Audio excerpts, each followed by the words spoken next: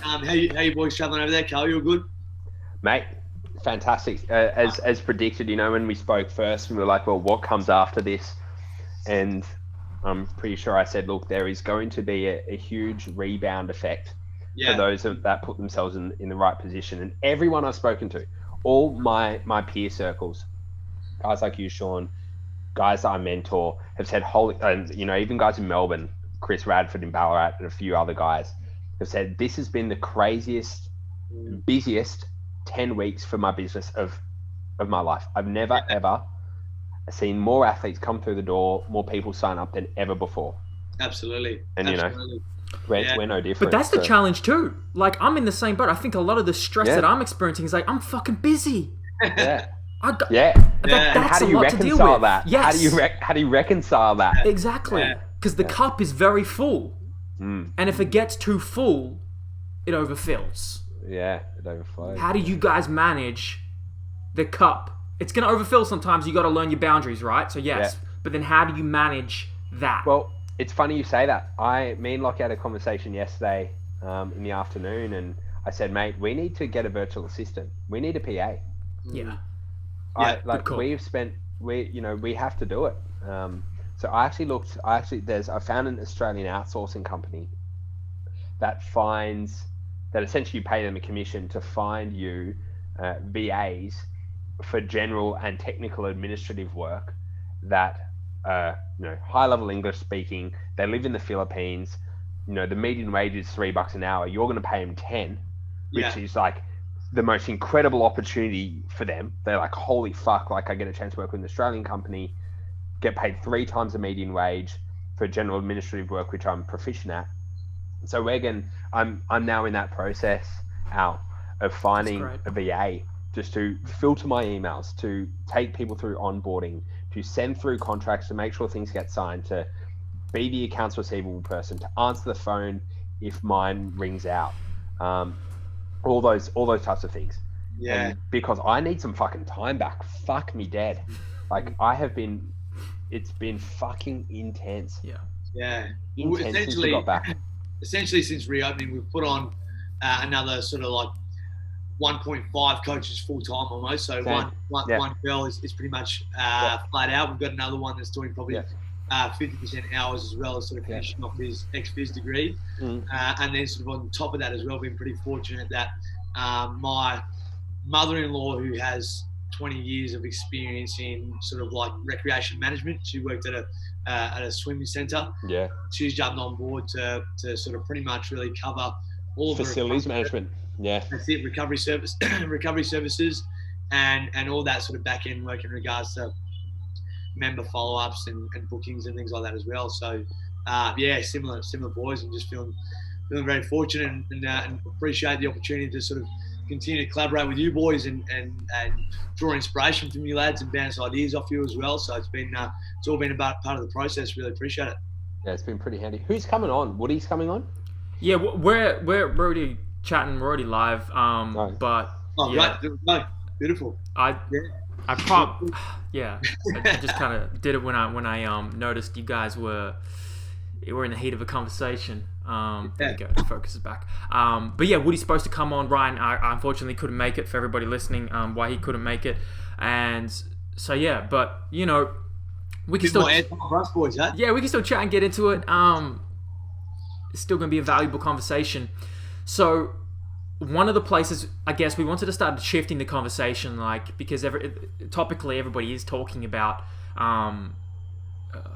the pandemic and adjusting around that, and I think it's time to kind of shift the conversation to some other topics and avenues, because people's lives are still going on. They're still having to do all their responsibilities. So let's talk about improving and talking about those conversations. And one thing is the wage standard in this industry, and it's a big point of complaints and conversation in the health and fitness industry.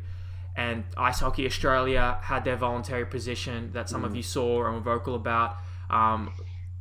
What do you guys think of that, and what can actually be done to improve the wage expectation and standard, essentially?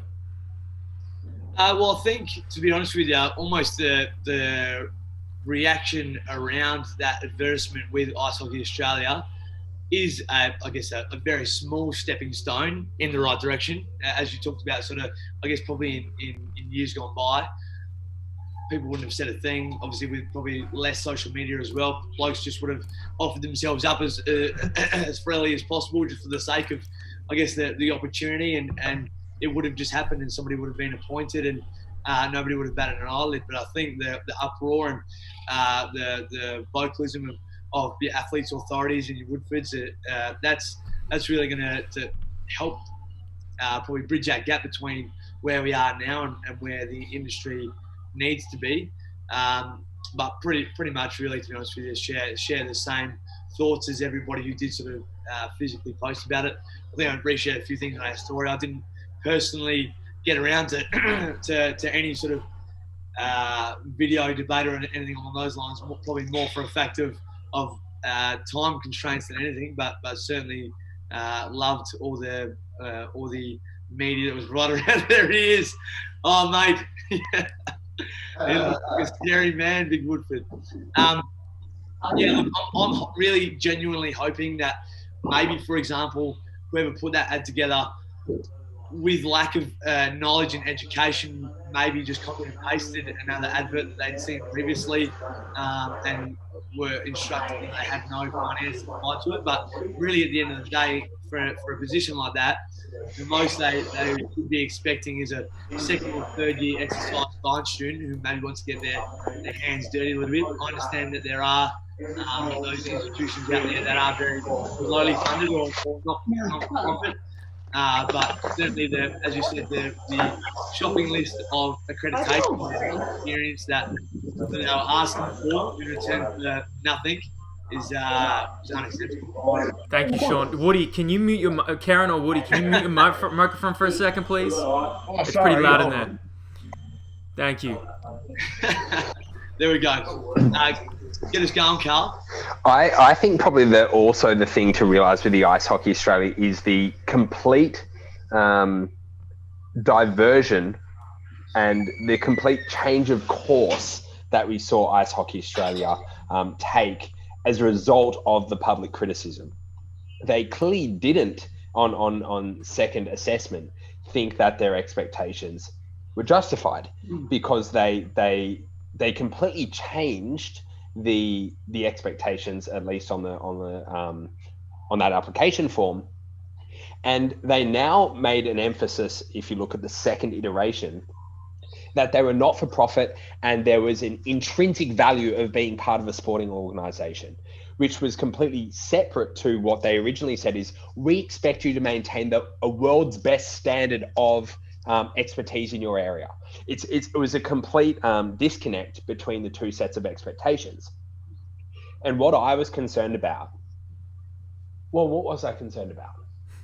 I was concerned that if we let that expectation that we need to be held to a world's best standard using their terminology, and it was never remunerated, and these types of things are never remunerated properly, that will never actually be valued in the way that, Woody and a whole bunch of others always push. We need to be seen as valuable components to an organization. And for as long as we accept to be held to such a high standard, a world's best standard, but not hold our own value to the same standard by saying, I need to be paid for my time, my expertise, and my value, the industry will not change. So, I obviously, Lockie was dissatisfied with it. I was dissatisfied with it. Woody was dissatisfied with it. That's not to say that there weren't people who disagreed with us. We got heaps of screenshots of people saying, athletes authority slandering these guys, avoid them, don't engage with them, etc. So there was heaps of people who disagree, which is fantastic. It's a shame that they don't ever want to engage publicly with us, maybe because they know they won't win. But it's a disappointment that we can't have those conversations, because I'd love to find all those strength coaches, those physios who disagreed with us privately, actually come and put their position forward publicly, because we could actually make progress then. If we can just enter the arena together and have these conversations, we can make progress. But for as long as there is a position stand, IHA does this, then there's a position that objects, and Woody objected, I objected, Lockie objected, and then there is then just chatterings and murmurs and Chinese whispers all behind the scenes. There's no one actually in the arena, because Ice Hockey Australia shouldn't be the guys who are in the arena. It should be our own people in the arena kind of sharing their ideas, and if they disagree, we need to hear that. And that's what I find disappointing. It's just it's so boring in this industry. No one has the balls to actually have a conversation about this, because we can't get better. This industry is not going to get better when me and Woody just share the same idea about something, and it's just it's a rant of two ideas. That's just an echo chamber. Yeah. So how does it change? We have to. We need to encourage dissonance. We need to encourage. Not dissonance. We need to encourage dissenting opinions. That needs to be promoted. So if you disagree with something that we say or Woody says, or maybe the current standard or position, if you disagree, we need to hear that. Bring your ideas forward, because then we can actually debate it. Okay. But as I said before, I don't think people avoid it because they don't think they'll win, which is maybe a good indication that your argument isn't strong enough or well thought out enough. Right. If you see it as a win-lose, then maybe you're in the wrong reason. So maybe I shouldn't use that terminology, I guess. But you need to come at this with, if we're ever going to improve the industry, then we need to have a free market of ideas. And there is no free market of ideas at the moment. The other, I guess, issue that I think about in this situation as well, and obviously we're looking at it from a sort of like a coach versus organisational perspective, but also I feel for the athletes that are caught up in between as well. So we actually have one of the Australian ice hockey girls who train at PEAQ. She's an SA girl. She plays a bit of footy as well, but I think she was pretty shattered, and I don't know, almost in a sense like a little bit ashamed or embarrassed when she sort of saw what had been posted and the conversation that was happening around that, and really sort of probably has impacted how she feels valued as an athlete who's actually representing Australia at the highest level, and something she takes a lot of pride in too. It's shattering for them to sort of see all this sort of happening in a pretty public forum too. Well, that's exactly the point. These potential Winter Olympians. Yeah. These are like Olympians. Like, we hold the idea of Olympics to the highest standard. It is ideologically, it is the pinnacle of human performance. When we think of, Mount Olympus and the Greek gods being the archetypal representations of the best that humanity can bring. And, that's where Olympics comes from, is Mount Olympus, because they were the Olympians, the third generation of gods in Greek mythology. It's meant to be the best that we can be. And then to see a laundry list of responsibilities, and, we expect this of you, to look after our athletes to the world's best standard, but we won't pay you $1 for it, is almost embarrassing. It's actually is embarrassing, and it's sad for the athletes, because it's also a reflection of their perceived value. Ice Hockey Australia clearly doesn't perceive their athletes that highly if they're not willing to invest $1. And not-for-profit is not the same as no revenue. That's not the same thing. Mm-hmm. And most people get that wrong. Not-for-profit means it's simply not a company that has a profit and loss statement and a balance sheet at the end of the year. Revenue still comes in and revenue still comes out. You can have sponsorship money come in to fund a performance department. And this is a fucking potential Olympic team. It's just mind-boggling. Is ice hockey still in the Winter Olympics? It certainly was historically. Sure, yeah. I know they had World Championships only sort of last year, and I think that in there, there's a number of divisions. The Aussie girls were in Division B, but they won gold in Division B, so they're not. I'm gonna search that up. Winter Olympics ice hockey. Yeah, I just did too. It looks like it is since the 1920s. Fuck me dead. Like, it's a fucking Olympic fucking sport. Like, it's embarrassing. And I feel for the athletes, Sean. You're absolutely right, and they probably weren't considered in this conversation we had last week. Yeah. And it's a shame that they're never fucking considered. These athletes are never considered unless there is obvious monetary reward from an AFL or an NRL or something like that. They're never considered. They expect to make every fucking sacrifice for the love of it, but never ever get the support they need. It's just it's shocking. Big Woody, talk to us. Yeah, we're talking about the Ice Hockey Australia position. I know you got strong thoughts on all this about, what we can do to actually or what coaches can do to earn a higher wage in the industry. Yeah. Raise that standard.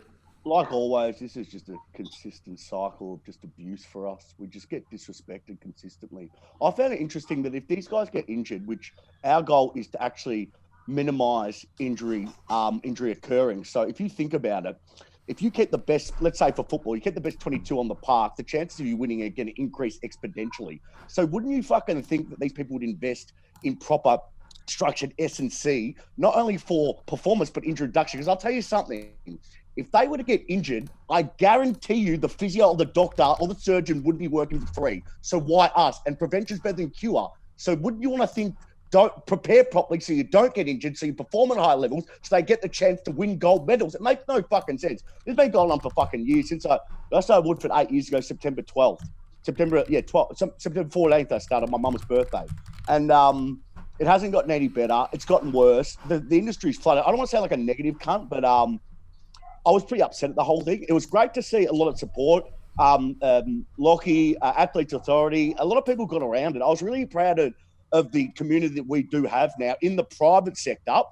Everyone kind of just said, we got together and go, enough's enough. It's just a fucking joke. And we can't wait on the governing bodies anymore. We're just going to do it ourselves. And the issue is, man, I think Sean, Karl, you both agree with me on this, is someone out there would take it. And this is the whole issue, man. We just don't understand our worth. And Karl, you're like a guy who, you're big on pushing the business side, knowing your worth. Value, right? All these kids come out, right? And they all do the same thing, man. Like, Sean, you've got your own business, you're working in pro sport, you understand. Same as Lockie when he was with Athletes Authority. You guys go, well, fuck, man, this is not a long-term thing. I'm going to have kids. Sean, you got kids, you got a family. I'm going to work in the private sector because that's going to be good for the rest of your life. But, you're still going to work pro sport. The issue is a lot of these young kids, man, don't know their value, and they just put all their eggs in one basket, and they think that that's the pinnacle. And then they get there, they're like, holy shit, I can't do this, I can't do that. This guy's going to tell me what to do the whole time. I don't have autonomy. When they could go in the private sector, build their name up from there, and actually get paid a decent living. Because right now, for everyone watching, you pretty much, fuck, man, to get paid in this industry in Australia, it's going to be very, very hard from now on, because there's so many kids coming through, graduates. Every single uni in Australia now does sports science. Yeah. Most of them do a master's program. What is your point of difference? I'll tell you what, no fucking club gives a fuck, really, generally speaking, about how many letters you have behind your number. It's about I'll just give an example for everyone out there. There's a club in the AFL that has a guy who doesn't have a degree at all, but he just knows someone high up as a coach, gets a job. My mate gets fired because of the COVID-19, who's a gun, who's doing most of it. And unfortunately, that's how it just goes. It's not what you know, it's who you know. So it's frustrating. I'm going off topic with the Ice Hockey Australia thing, but disgusting post. And I'll be honest with you, man, that was one of the saddest days in the last 8 years for me. Even before my mental health, that made me upset, because we deserve better and we're just treated like shit, and enough's enough. And if anyone from Ice Hockey's watching, fuck you dogs, piece of shit. Fuck you. Fucking treating us like shit. I had enough. And you know what? Fuck that CEO who's got fucking guts to come out and write that bullshit thing to say, fucking we don't know what we've done wrong. You know what you've done wrong. Just come out and apologise, and we can all move forward. But instead, you put out some stupid press release. Disgusting. You've disrespected us. Fuck you. That's all I'm going to say. Slightly expanding on what Woody said, and he obviously touched on myself and obviously Lockie. I'll give you. I don't want to bore people too much, but I want to give you a quick little, story that just shows that it's not all it cracks up to be probably pro sport, to be honest with you. So I was was one of those kids, to be honest with you, Woody. Like, just like probably everybody else is, I came out bright-eyed. I'd done an internship when I was still at uni. I was did 12 months with the Crows. That was all for free. Once I finished up and got into the master's degree, I pretty much was working for free through the sample clubs essentially for 3 or 4 years, just as an assistant, and then progressively working my way up the ranks to make ends meet. Their I guess little agreement was that I could use our facility to do some private coaching, some one-on-one stuff. So that's sort of how PEAQ began. I never actually planned on doing any private stuff in the first place, to be honest with you. Again, sort of year and year went by, ended up getting a gig doing some development work at Port Adelaide again, which was part-time, and then doing some stuff with down at the Cricket Academy, which again was part-time, and doing all these little bits and pieces. And really, at the end of the day, that the only thing that sort of kept me going on the side was the private work that we're doing.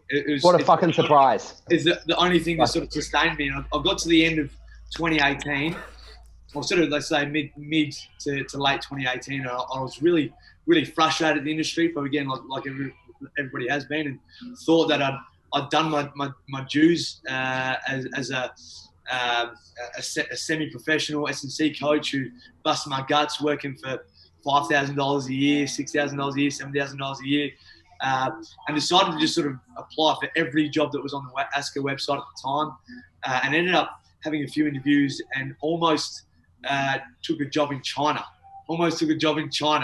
To work with Olympic basketball, just for the fact that was the only job that at the time was sort of presented as a full-time gig, paid maybe, I think, $80,000 a year and so on and so forth. Thank God I didn't take that. It was, we sat down with the missus, and it was either going to be a matter of we moved overseas for me to finally get a full-time job in the industry, or we open up a private facility. Fast forward 12 months, it's probably the best decision we had. Like, I was a bit gutted at the time. Like, I thought, this is my opportunity, and I was a bit shattered that we didn't take it. But now in hindsight, could not be more grateful. It's the greatest decision I've ever made in my life, because, again, if it was for me working in pro sport, even if I did have a full-time gig in Adelaide, for example, I'd be living on the streets at the moment, because there's that many highly accredited coaches that are so much more experienced and so much more knowledgeable than me, that are unemployed at the moment. They got given the flick straight away when the soft cap got reduced because of what's going on at the moment. I probably would have gone missing in China somewhere, or would have been, you've never heard from me ever again with our international relations at the moment too. So just for anybody who's watching and thinks that pro sport is the only way, I wouldn't be alive right now and wouldn't be able to sustain a family if it was for pro sport. Yes, it's given me credibility. Yes, it's been enjoyable, and yes, it's given me a great deal of experience. But financially, it's given me very, very minimal. Very minimal. Absolutely. That's a great story, man. That's a great story. And I'm trying to pass out, like, what can be done? What are the coaches, the people watching? What's the point of the key lesson here? And what I'm interpreting is, number one, is encourage people massively into the private sector, right? Get that message out as wide and far as we can. Come into the private sector, volunteer, intern, we'll give you jobs, right? Number two is maybe, and this is my idea, maybe we can all just, as private facilities and private coaches, partner with these organizations, communicate, build relationships so we can come together. All right, Ice Hockey Australia, people have said this and this about you. We don't agree. But let's talk. As maybe Athletes Authority can go to ice hockey and start a partnership. And now we can facilitate high-level coaches and high-level coaching with these athletes. Everybody wins. That's definitely an option. And that would probably be a good path forward. I think path forward. Even say, for example, I think AFL clubs would find benefit in partnering with a private facility that would be able to, give us as much a good service to their athletes as a full-time employee. Absolutely. But they'll probably save themselves a few bucks. Like if it's contractual work, they're not having to pay super and sick leave and all that sort of stuff too. So from a financial benefit and trying to recoup their losses, that might be beneficial from their point of view. And then there's obviously not as much obligation from the facilities point of view in regards to, or they might be able to share the workload between multiple staff and provide some opportunities for some kids coming through, and you'll be able to progressively build up to providing full-time opportunities for some of those people coming into the private sector too. So you might have contracts with 2 or 3 clubs across a range of sports, as opposed to just being locked into full-time doing 15 hours a day at one sporting club, getting reamed for probably fairly poor money as well. Absolutely. Because, and look at Woody. Woody, I see you talk, bro. I've known you for years, man. You've talked about this for years, and I'm like, he's sick and tired of this. Everybody's sick and tired of this. Well, maybe every time you see that club do that, reach out to them and maybe see if you can develop a relationship. Hey, let's see if we can partner. Yeah, why not? Listen, I've some clubs are real good. I'm not going to explain which clubs I don't like, but Okay. some clubs have still got their head up their arse, and we're not going to work with him, fuck him, and all this shit just because I'm out there a bit different. Yeah, I okay. don't give a fuck, cunt, what is what it is. I'm going to work with people who want to work with me. If you're not going to work with me, For I don't give a fuck. Players still come to me. I could tell you the players that come to me right now that they don't tell their clubs, but what's the point? I'm not going to do it. I want to tell the S&C coach. If the S&C coach isn't insecure, Karl, I know you agree with me on this. How insecure is this fucking industry? We're just so many people are so fucking insecure. It's like he's going to beat him down, and man, I just don't understand why we just do this. Well, Woody and I share an athlete. We have an athlete that when this athlete's in Melbourne, with Woody, when he's here in Sydney, he's here, and it's fine. It's like there is no animosity. There doesn't need to be. We're here to serve the athlete, for fuck's sake. Not here to pull our own dicks. Or play with our own boobs, of course. It's always funny. I don't know. I just think that as this industry, we because there's not enough jobs, people get territorial and they worry about a lot of people, especially the older demographic, in my opinion, not the younger guys, but a lot of the older guys are because a lot of the younger guys are very, very smart coming through. Not saying the older guys aren't smart, the experienced heads, but people get what's the word for it?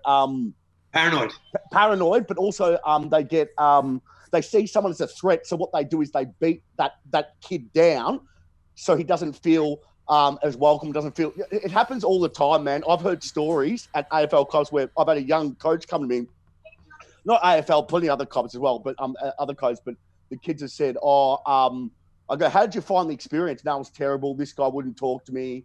You know, this guy was okay. Like, it's still. Man, listen, as an industry, we're so far fucking behind. As if you look at America, like you look at my guy I learned off, Drew, Coach Wilson, he lets anyone in to watch him. If you message him and say, hey, I'd just love to watch a session, yeah, sweet. How many AFL clubs would people let that? Now, honestly, no, it can't always happen, but Drew works in a Div 1 program, probably the highest level D1 program at Colorado, and he just lets anyone in there. He doesn't really care as long as you want to learn. That's how they do it. Here in Australia, how many times can that happen? It doesn't really happen. So too many people are scared, think they've got a secret. For everyone out there, there's no secret. Just do the basics absolutely well and integrate with the sport. Everyone squats, everyone deadlifts, everyone does some sort of supplementary, everybody jumps, sprints, lands, change direction. There's nothing secretive out there. No one's got a secret sauce. I don't. None of these three do. No, just do the basics. But for some reason, this industry, man, I don't know, man. Like, I'm kind of really disappointed, man. Really disappointed. I don't know. I mean, that hockey thing came out. I'm being depressed anyway because of this fucking whole mask thing and the whole Victorian thing. You two, Sean, in South Australia. And, I don't know, Karl, how's it going in New South Wales, Sydney? Is it you guys aren't locked down or? Hold up. The audio's not coming through, Karl. I think you're muted, Karl. You're not muted on Zoom. Now, you're good. Yeah, that's better. Still quiet. Woody, would you like me to kick off? Go kick off. To be honest with you, we've probably seen a little. Yeah, it's interesting. We've seen almost like when we first opened up, everybody was very, very wary. So this is after the first ISO, and everybody was really, really hyper aware. We're obviously restricted in numbers and so on and so forth, and everybody, like, as soon as they even walked past the dumbbell, wiped it. We went through about 3 billion chucks a day. Like, just like I'll take out shares in chucks, mate. It's unbelievable. And then look that up. As we progressed through, obviously SA had a period there where we had nothing at all, and probably people became a little bit complacent. There were still some people that are aware and would probably contact us and say, I saw so and so who didn't use a towel today or didn't wipe up his dumbbells afterwards and things like that as well. And then probably in the last 2 weeks, we've had a couple of cases dribble through. We had a case of somebody, and I'm not pointing fingers, but somebody from Victoria who came back to SA and broke quarantine and went to a gym up in Adelaide Hills 8 times during his quarantine. So we're being looked at really heavily at the moment. Touch wood. So home gatherings have been reduced back down to 10 people. They were at 50. Pubs and clubs, you're only allowed to sit down there. You're not allowed to go stand up at a pub and a club now. And they said gyms are under heavy scrutiny. So we're prepping ourselves to sort of go backwards a little bit over the next couple of weeks. But hopefully we sort of don't go again. I think we've talked about it before. We're prepared in any circumstance. We've got alternative outdoor venues ready to go. We've got portable equipment ready to go. We've got all our online programming ready to go. So we're ready for worst case scenario. But hopefully we're hoping that it just sort of becomes a case of that numbers in your facility are limited. You maybe have to book in to get your time slot. Whereas at the moment we are a facility. Certainly if you're coming in for coaching, you're booked in. But you can come in and do your program in your own time as well. So at the moment, there's nothing too restrictive, but there's sort of this funny sense in the air where everybody's anticipating things to really crack back down again and things to explode, especially with people who's just sort of, people don't think, it's just like one person literally breaking a quarantine rule can destroy a whole state almost. You can destroy an industry. People don't think about the repercussions of their actions. So watch this space, boys. Can you hear me out? Yeah, you good, Karl. Yeah, much better. Mate, what he thinks are fine here. I think everyone in New South Wales is trying to stay in control of what they can control. We've got some moronic policy at the moment where at all times a COVID marshal, a dedicated COVID marshal enforcing COVID safety policies has to be on the floor in like maintaining physical distance and all that jazz. And in gyms? In gyms? Huh. Yeah. So, you know, have to walk around in an orange vest and be that guy or girl. Now that would make sense in a high volume facility, but ironically in a low volume facility, like most private independently owned facilities are, it's going to have the inverse effect of what it's wanting to do. It's going to reduce the amount of hours that the gym is open because no independent facility can afford, especially they're close to 24 hour, can afford to have someone on for $35 an hour standing around spraying equipment. So all that will end up happening is that hours will reduce, the same amount of people will need to come in a smaller amount of time and increase transmission risk. Anyway, look, we could ramble about this stuff all day, but it's out of our control. It is what it is. So, you know, I've just cancelled open gym. We have no open gym anymore. It's not a thing. I cancelled 30 people's memberships. I've lost some money. It is what it is. Who gives a fuck? We have to move on. Yeah, well said. Yeah. Keep moving. Keep moving. I mean, speaking of, I think one thing I wanted to touch on with all you guys is you're all established. Years and years, you guys have worked super hard to develop these systems. And what's behind successful organizations and people is they have systems, they have habits. And so I want to kind of break that down a little bit with each and every one of you. Karl, Sean, and Wood. Wood, who I know the most because I've been with you for years. Your systems and methods are tried and true and very robust. But for Karl and Sean, especially, can you guys take us through your systems everywhere from when your first client comes in the door all the way to them competing at the goddamn Olympics or whatever from those moments? How do you take them there? Well, I want to preface this whole next little spiel by I hope I do Lockie's systems justice because these are Lockie's systems, not my own. And he will usually always articulate these ideas better. And I would also say he has done a few podcasts on this topic specifically. I think a Science for Sport podcast he has done. So with that in mind, we have literally flipped 180 degrees over the course of maybe the past 4 years. Early on in the piece, when we thought about the idea of individualization, we thought of an athlete comes in, is screened, and then from a blank canvas, we then start to program. And so, you know, then we'd allocate, cool, squat pattern here, or knee dom pattern, auxiliary, plyos, whatever, you know, etc. And we will build programs from scratch. And it was kind of like this this badge of honor to say we built these programs from scratch. They were wholly individualized for the individual. And that worked for a while. It worked whilst we were small and we were playing small. When we had a few athletes on the books, when we were primarily subsidized by gym memberships and general gym goers and personal training, that worked. It does not work at scale. It simply does not work. Nor is it even that effective. Because when you're trying to service a whole bunch of athletes and you've got 6 coaches, for example, let's say you've got 6 coaches with 20 athletes each, and they're all programming with their own ideas, and there is no structure to the session. You have 10 athletes on the gym floor. Some are doing sleds in their A sequence. Some are doing like contrast. Some are just doing heavy lifting. Some are doing pliers, whatever it might be. It's fucking chaos. It's a mess. It's an absolute mess. It's ineffective. So over the course of 4 years, Lockie has built out this idea called systemized individualization. So let me try and articulate this idea.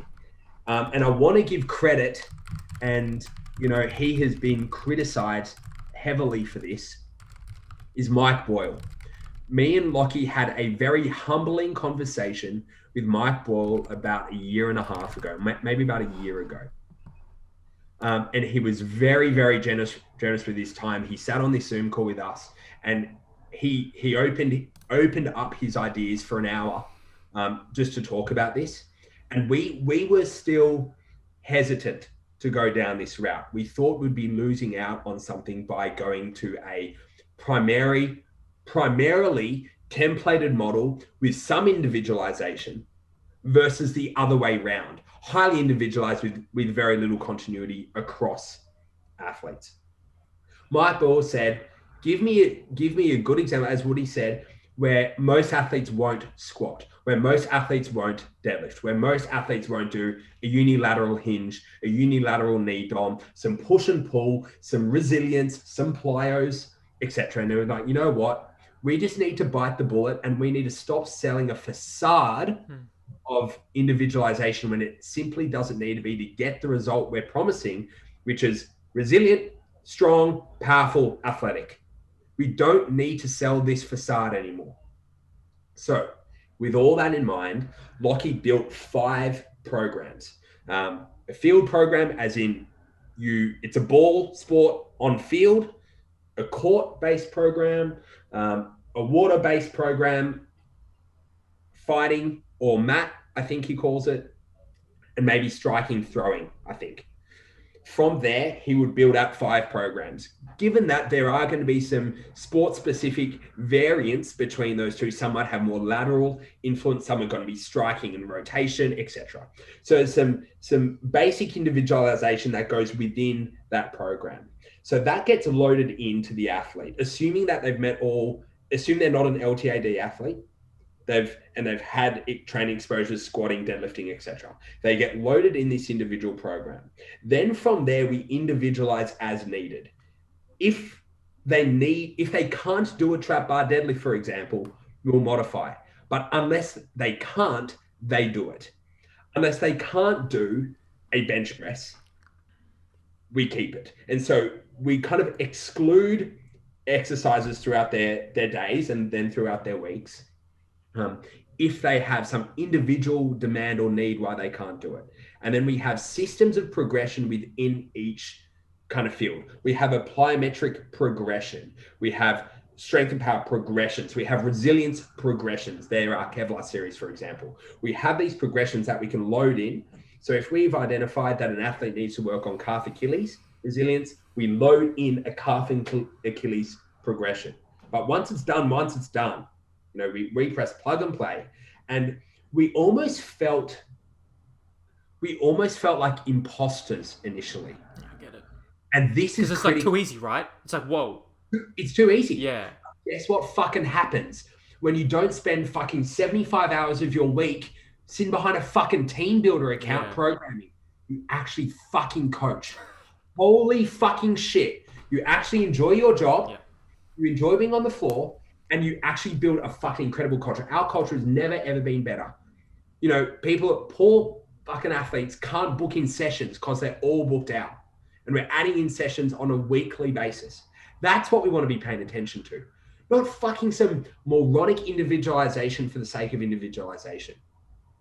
Unless someone can't do a single arm half kneeling row, why not just fucking put it in there? And not worry about their fucking row option for the next 5 weeks. And if they're stronger, they'll pull more. If they're weaker, they'll pull less. Do we need to overthink this shit? Because otherwise we're paying attention to everything that doesn't matter and not paying attention to everything that does matter, which is compliance, consistency, culture. Very well said. That's a great summary, and I think people need that. Coaches need that. Is that purchasable? Can people get those systems from AA? It's in the works. It's in the works. 2020? We're no longer selling our emerging strength coach mentorship. It no longer reflects our values. Okay. So people actually still fucking try and buy this thing all the time. And I say, look, I'm not going to sell it to you. It is outdated. It's not up to date. I don't want you investing in this yet. Okay. Wait for us to rebuild it, and then it will be saleable. Understood. That was great. Sean Baker, what's your version of that? To be honest with you, I want to mirror quite a bit of what Karl talked about. I've always been of the opinion, or certainly in more recent years as well, that really at the end of the day, like if you're working with any athlete or a general punter, for the sake of this chat as well, for everybody who's watching too, as you said, you've got your big fundamentals that you want to hit: squat, hinge, lunge, push, pull, rotate, and then probably anti-rotation as well. Add in there too. And then generally, say for example, so we've got probably a couple of different types of levels here in regards to we do cater to either somebody who's like a general population, or maybe doesn't have the resources to be able to purchase some of that face-to-face coaching with us as well. So generally, we've got your general members where we do what we call periodized classes, which is a very, very loose term, to be honest with you, in regards to they pay their X amount per week.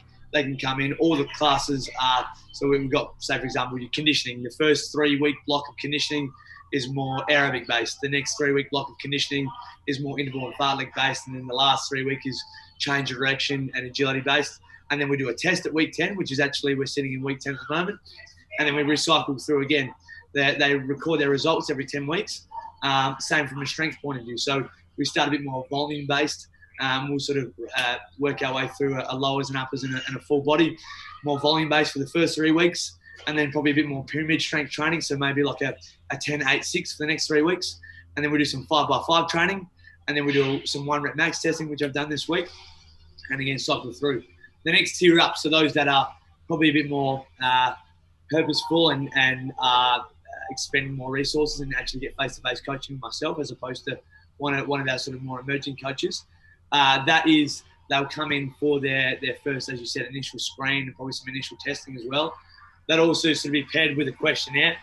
And as you said, generally, like really, it's something that we've derived over many, many years and with as much experience as we can. As you said, for each of those big rocks that we talk about, and this is what I try to sort of teach some of the coaches we've got coming through as well. I want you to think about as many progressions and regressions and variations of each of those members. So say, for example, for your squat, I want you to think about you've got a 11-year-old kid who's never ever walked into a gym before, and has never even completed a bodyweight squat. What is the very first progression or the very first exercise you're ever going to prescribe him?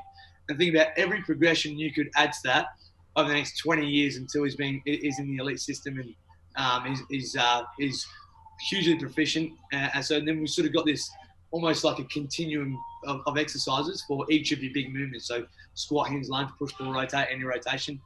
And then obviously around that, we almost sort of slot them in depending on their ability. I like to sort of program ability-based as opposed to sport-based, as a lot of people say, it's a sport-specific program. I think it's more of a movement and an ability-based program as opposed to being specific to their particular sport.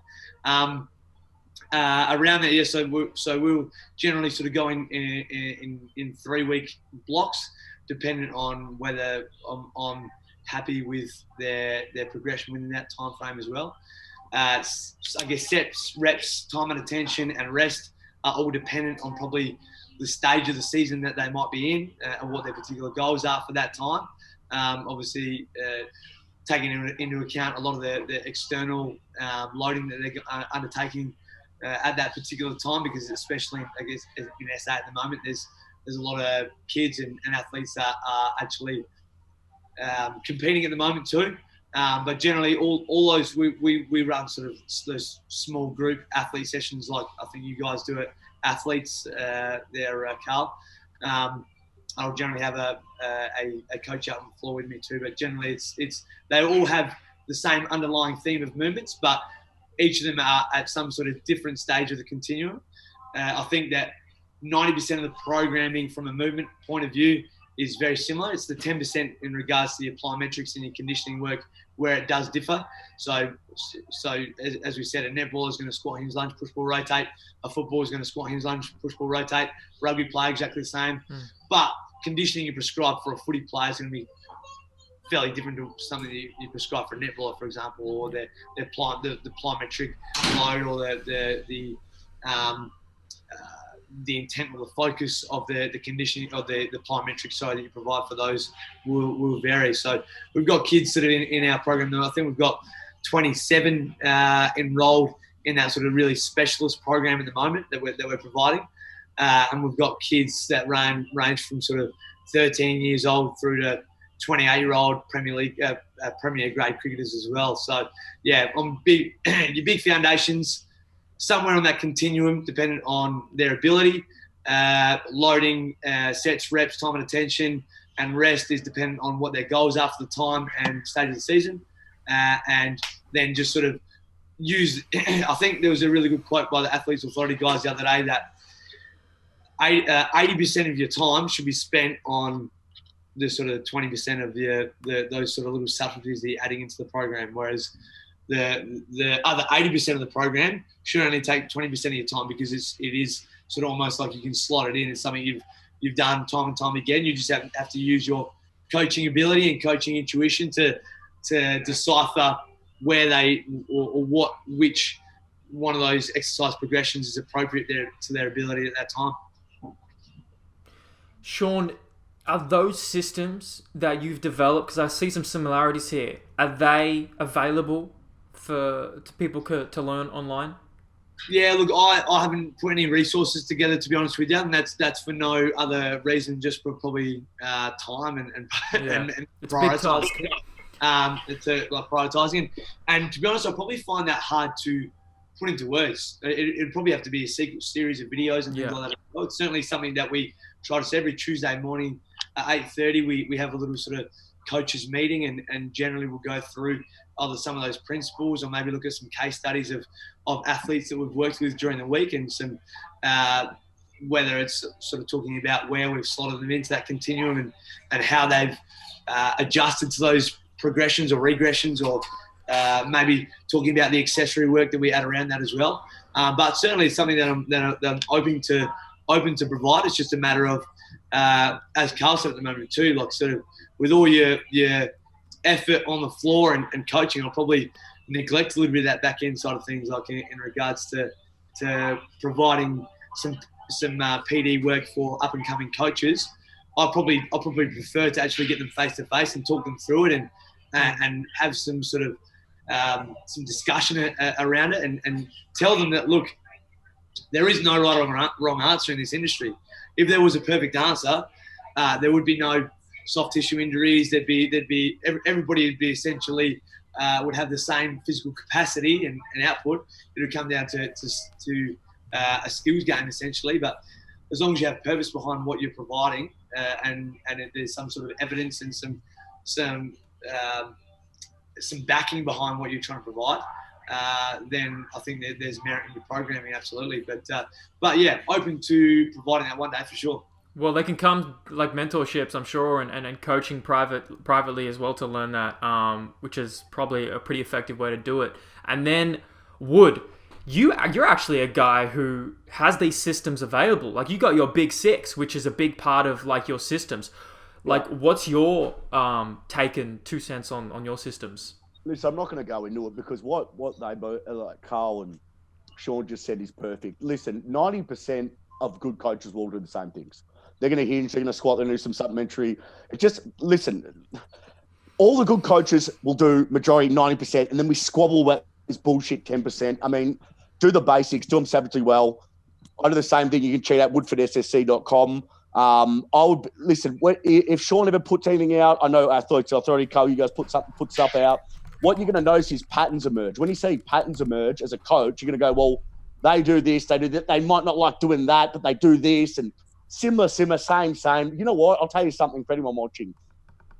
All this knowledge is great, but the most important thing now I'm learning, and I'm 14 years now doing this, is implementation, communication, relationship building. I'm telling you, half these kids are knowledgeable, yet they can't fucking talk to somebody. If you can't fucking talk to somebody, like any athlete of any level, any age, even a general punter, that's the art of being a coach. The textbook won't tell you that, and that's how you're going to get results, is communication, relationship building. That's what no one talks about. You can talk about systems all day long, but if you can't implement it, you can't coach it, you can't understand it, how to progress it, how to regress it, how to modify it based on their body type, their movement history, their previous injury history, all these factors that go through my head when I'm watching someone. It's like, well, fuck, don't just fucking... There's not one size fits all approach in this game, as Sean said. There's many ways you can skin a cat in this game and end up with the same result, which is performance. So it's important to understand that, number one, there's no right or... Methods are many, principles are few. Apply principles, not methodologies. The minute you start sticking to methodologies, you're fucked. Always go principles, and then understand that what works for one won't work for the other. It's very important to understand that as well. Individualization is critical. So once you start understanding that and start understanding implementation, coaching, relationship building is more important than any sets, reps, exercise selection, then you start to get it. But I remember when I was younger, I used to always think, oh, fucking badge of honor, fuck. I know all this knowledge. And then fucking I got into a gym. I was like, holy fuck, I've got to communicate it to an athlete who does not give a flying fuck about what I'm saying about the science, as long as he can jump higher, run quicker, or have a bigger capacity to execute his skills at a higher level and reduce chance of injury. That's all he gives a fuck about. So I think a lot of young kids, they've got this obsession with letters behind their names. And I don't want to be seen as bagging on them, because I'm not, but some of them got to pull their head out of their ass and realize that this game's about coaching. Start putting your skin in the game. I don't give a fuck how many papers you've read. Start actually coaching. I would rather a young kid tell me that they've coached 5-10 athletes at a junior level than read fucking 10 to 20 scientific journal articles and that's what they think. I would rather, okay, what worked in the real world? I would rather, did you get a young athlete, did you pre-test them? Did you post-test them? With the intervention, did they get faster? Did they jump higher? Did they change direction more effectively? Did their performance improve? Did they stay on the park? Were they not injured? Were they healthy? That's all I give a fuck about. And I think kids have got to stop, not kids, but young coaches in general, got to stop with this fucking, how many letters I got behind my name. No one gives a fuck. Sorry to say that. But I don't know what Sean and Karl think, but that's my opinion these days. So that's Can I add something to this? Please go. What works in theory may work in practice. What works in practice will always work in theory. So pay attention to practice. What principles you can apply that make the changes you want in practice will always be justified somewhere in the theory. But if you always obsess over theory, it is not always the case that it will work in practice. So pay attention to practice far more than you pay attention to theory. How many smart blokes have you seen that could say all the right things, but when they get into the gym, they can't teach how to hinge. They can't get out of hinge, and like they're baffled when they start rounding and they're shocked. I saw a great little demonstration. I'll see if I can replicate. It might not be as effective with my fingers here, but like I remember, like here's your knowledge. And here's your experience. And like, say for example, so you're zero experience, but you think your knowledge is massive, you've got that knowledge curve, so you think you're right up here. And then as you get more experience in the industry, you think, oh shit, like I actually know fuck all. Like I feel like I'm down here right now. And then eventually that curve starts to drift back up in your favor. But certainly a lot of people have zero experience and start out thinking that they have all the knowledge in the world. But until you sort of get out there and get your hands dirty, you'll get a real shock. It's called the Dunning-Kruger effect. Yes, he knows it. Good man. I didn't want to give that up. Well played. I just put it on the screen for people. Thanks, no problem. Did you have that handy? We didn't plan that beforehand. Oh, I'm ready. I'm ready, locked and loaded for all detours and places we'll go. I think we want to kind of keep this and be respectful of all your time. I think the last place to finish up is, well, both Karl and Sean, you guys are fortunate enough to be able to take our intakes right now with gyms being open and Fuck you too. Fuck. Me too, mate. Bastards. And you guys, it's been looking really great. Can you guys give like a little rundown of how it's been, but more importantly, how you guys have been able to effectively teach? Because teaching is a different skill set in of itself. Yeah, well, this is a first for us. This is the first Cert 3 and 4 that we've taught, and I think we've got 9 students now. So I've been absolutely loving it, to be honest with you. Really, really appreciative of the opportunity you guys have provided for us. So I guess how I wanted to tackle it, as well as incorporating a lot of the content that you guys sent through, was to think about it from their perspective, and if I was doing the course, and sort of from day one, think to myself, all right, so these kids in 6 months' time have finished their Cert 3 and 4, and let's just say for lack of a better example, they're going out to an Anytime Fitness. They've just got their job at Anytime Fitness. What happens next? So like what's going to happen? They're sitting there. They advertise, and somebody gets in contact and says, you know what, Johnny, I want to train with you, big fella. So we've sort of tried to take it in really sequential order. So the first session that we opened up with was, all right, first of all, the screening process and your initial client questionnaire, making sure that not only are they sort of looking after the health of their clients, but also covering their asses from a liability perspective as well, because that's probably a pretty relevant issue in today's society in regards to making sure they've ticked all those boxes. From there, once they've derived the goals that that client wants from the training with this coach that they're going to be working with now, I think it's really important, and it sounds so basic, but something that is actually understood so poorly, and something I've been really emphasising is we just sort of went back over almost what I would consider to be year 11 or year 12, probably biology or PE, and getting them to really understand the true definition of what are the physiological components of fitness. Like, because if you said to somebody, all right, what's the difference between muscular strength and muscular endurance? A lot of these people were just like, they're shocked. They've got no idea. And if I ask them, okay, so if I was to set a set of squats, let's say 3 sets of 12 with 30 seconds rest in between, is that working strength or is that working endurance? I think because of the F45s and some of those group training classes that advertise themselves, this is our strength class, guys, just for the fact that they're holding weights in their hands as opposed to actually truly training strength. So we've first sort of touched on all those, and each week we've been focusing on a different principle. So say, for example, what is the true definition of strength? It's your muscles' ability to produce force at maximally for 1 repetition. Somebody comes to you and says, I want to increase my lower body strength. All right, what are all the different types of training principles we can start to implement to be able to elicit that response? So we sort of did that for strength, we did that for muscular endurance and aerobic capacity. We've done that for hypertrophy as well. Probably what I sort of consider to be the big 4 of what our students are going to be experiencing when they come back out. We're going to go into sort of power and change direction a little bit later, but that's probably a little bit less relevant to them, I think, from probably a more sort of generalized Cert 3 and 4 point of view. So I went through that. So that's sort of been the first 4 weeks, and then going to the 5th week, we just did a little bit. So we're understanding those principles and some things we need to do to be able to elicit those responses. Now we're just going back to a little bit of functional anatomy and understanding. All right, well, now we know these principles we want to utilize.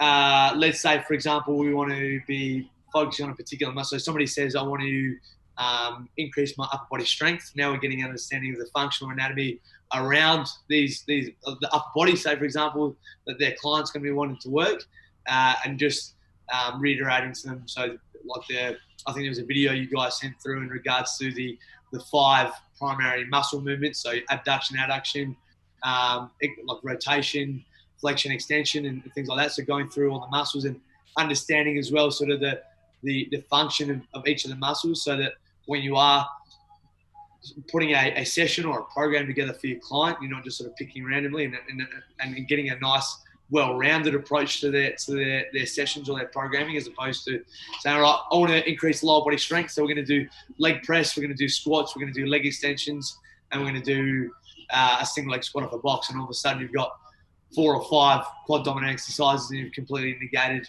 hip extension, abduction, all those sorts of things as well. So that's sort of where we've taken it so far. I think in the next few weeks we'll start to now. We've understood the principles, we've understood the anatomy and the movement demands of each of the muscle groups. Then we're going to go into some programming. So I think that's going to be really exciting. So that's sort of the journey we're taking so far with it all, but enjoying every step of the way and loving to see the joy in their faces when they actually get their hands dirty and coach each other a little bit with the principle that we've hit that day. That's awesome, Sean. Thank you for sharing that. Karl, what's your version of that? We've taken a different approach, and I think this probably goes back to there are many ways to skin a cat, which is perfect. Great that there's enough there is enough trust within the Orphic kind of education business to let us guide our processes. Absolutely. Because if we can teach in the processes that make most sense to us when we conceptualize them, we're going to get the best outcomes for our students. So it's wonderful we have that flexibility. So I actually went the other way. On day one, I taught people how to program from a movement categorization perspective for 2, 3, and 4 day programs by day one, and they could write a 2 and 3 day program by the time they left in under 3 minutes, not including sets and reps or prescription of intensity. And I wanted to start from that perspective because it allowed me to get a gauge of their existing understanding and also their training bias, how they currently train. We had one guy who, despite giving him the framework, still wanted to include about 75 to 80% upper body dominance in all his training, which is great. So it gave me that chance to figure out where they're at there. By the end of kind of their second session, they were punching out. They were punching out 2 and 3 day programs in 3 minutes or less. And can I interrupt you? That's based on the systems that you were talking about earlier, right? Spot on. That's based on the system I was talking about earlier. Cool. And the reason I do that is because I want them to have the freedom and the capacity to think about what matters, not what doesn't matter. And if you're sitting in front of a program and trying to figure out how to run a 2 day program for Jane Doe, who's maybe got the standard injury list that you would accumulate after 50 years of life, and she's trying to lose some weight. If you spend 45 minutes thinking about her day one program, you've missed the fucking point by that point in time. Completely missed the point. So I wanted to start from that lens. And now what we've been doing is teaching people about continuums. So we have, we start with lower body and we start with a knee dominant and hip dominant continuum. Across your lower body exercises, let's take a squat. There is an element of hip flexion extension and an element of knee flexion extension. But in a squat, it's more knee dominant and less hip dominant. And say, take a deadlift, it's inverse. So what we've done is taught people that continuum of what is essentially wholly hip dominant on one side versus wholly knee dominant on the other side, and then built out their continuum. So that's what we've been doing over the past 2 weeks, is teach them the plethora of the 60, 70 exercises, more like 30 at this point in time, that fit along that continuum so they can understand the influence of knee and hip dominant as it relates to upper body, lower body, and then across bilateral and unilateral categorization. Because then you have the unilateral, you step up lunge options, and which are probably more toward the knee side, and then you have your RDL, arabesque, single leg hip thrust options toward the hip dominant side. So that's what we've been doing over the past 2 weeks, and that's where we're up to now. So, and only from there, once they understand that framework, is literally the inverse of Shawnee. We will then start to apply exercises and programs to different fitness qualities, strength, power, muscular endurance, etc. Now that they understand the exercises and the framework of programming, they can apply different set rep schemes, different intensities, different rest times, etc. How do you deal with them from a program perspective? There will be some assumed knowledge of anatomy, physiology, joint actions.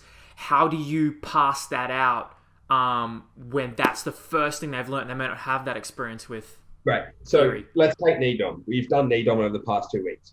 As we've taught knee dom, we've taught the primary joint actions that exist in knee dominant exercises. The understanding dorsiflexion of the ankle, understanding flexion extension, understanding valgus, understanding varus, understanding hip abduction, adduction, flexion, extension. So we actually, I don't love anatomy. I am certainly no expert. And when we do that big anatomy lesson, I will get my physios in to teach that class because I'm just not that great at it. I have a rudimentary understanding, but certainly I'm certainly not a king at understanding the 15 different bones in the foot, or what, there's 33 or something, isn't there, or something ridiculous? It's a lot. I'm no expert. I'll get them to do that. But I'd rather teach the anatomy, joint action, muscular action components as we go through the main movement categories. It's kind of compartmentalize it a little bit. So, when we get to upper body push, then we'll teach about horizontal abduction, adduction. Got it. So it's conjugates together. Yeah. Awesome. Yeah. Look, guys, I think we had a different pacing and topic of conversation today. I think it's pretty valuable because every time we come together, it's a refreshing perspective and a whole bunch of new topics. So, guys, thank you so much again for taking the time. I hope you guys stay well over the next couple months. And last comments, thoughts, and just where people can find you, Woody, Sean, Karl. Well, I just think, actually, to be honest with you, for probably our experiences, is this the third or fourth of these we've done now? I've lost count. I think it's the fourth. Yeah, I think it's the fourth, yeah. For any aspiring coaches, I think this is almost one of the most valuable chats we've done in regards to the nature of the industry and maybe unraveling a few of the ideas around, for example, pro sport, giving some ideas behind programming, which is invaluable because that's stuff you just don't get taught in university and things like that as well. So guys, get around. I thought that was a really good chat and very, very, very valuable for anybody who maybe is a bit unsure about any of those things in the industry. Or get a test. Through the screen or what? Oh, wow. Thanks for all got it over there, you bastards. Thanks, guys. Stay safe. See you, guys. See you, guys. Much love. Now remember, you gotta leave the call so I can outro this. See you, Karl. All right, guys. Another coaches roundtable with those four amazing coaches and human beings. This is Webinar Wednesday Coaches Roundtable, the Orphic podcast, as I prefer to call it. To let you guys know about kind of the context of what we're talking about, we're actually talking about the Dunning-Kruger effect earlier in the conversation. I'll just cover it very briefly here. Why not? It's a really interesting psychological principle that basically covers perceived intellect versus actual competence. So your actual skill set versus your perception of how competent you think you are. And so at the start of learning a new skill, you're 6 months in, 12 months in, I'm pretty confident right now. You start off obviously very unconfident, but you get into it, you do your Cert 3 and 4, okay, I'm pretty confident. And then you soon quickly realize, I'm at the peak of Mount Stupid. There's so much still I don't know. You realize that you have just opened a window in a home of 1,000 windows. And now you need to go look through all the 999 other windows, right? And then you get down to the valley of despair where you think, oh, God damn it, I know nothing. But then from that perspective of humility, then you can enter the slope of enlightenment. And week after week, day after day, year after year, you learn. Your wisdom increases, your knowledge increases, and you enter this plateau of sustainability between confidence and real education. And that is effectively the Dunning-Kruger effect. And so it's realizing how you're participating in that, where you sit along that continuum is pretty important. Now, to finish off, guys, Webinar Wednesday. You guys can see this every single Wednesday, 10 a.m. We release these or go live with these, talking to a whole bunch of different variety of guests, as you guys can see. Whole bunch of heavy hitter coaches and health professionals. We've done the Coaches Roundtable many times. I'm Alexander Emanuel. That's That's This Guy Talking. All these podcasts are on YouTube and all podcast platforms. You just put your name, number, and details in the on the website if you want to get notified about when we do these. I'm Alexander Emmanuel. Orphic Education, what we do, we deliver cert 3s and 4s in fitness. So if you're serious, you're committed, and you don't want the easy way, if you want the hard way, if you want the comprehensive way into becoming a coach and trainer in this industry, to not just be good, but to set yourself up to be great and build those foundations and learn those systems, we might be a good fit for you. Let us know. Otherwise, we're going to see you guys next week and every week. I'm Alexander Emmanuel. I'll see you guys soon.